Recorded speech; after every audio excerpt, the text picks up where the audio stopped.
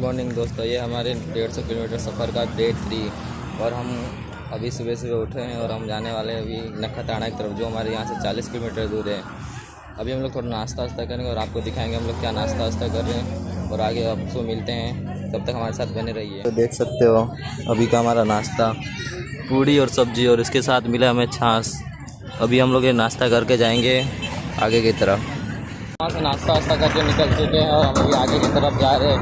हमें एक बहुत ऊंचा टावर दिखा है जो मैं आपको दिखाता हूँ, वो जो यहाँ से कम 10 किलोमीटर आगे है। एक बार देखो आप लोग भी।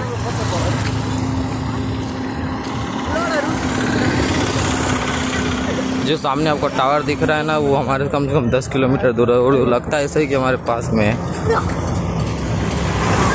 तो आप इस बंदे को जानते ही होंगे, इसका नाम है सत्यम। अभी देखो ये कितना पीछे था, हमारे आगे चला गया तो बोल रहा था हम लोग इधर चले गए उधर चले गए।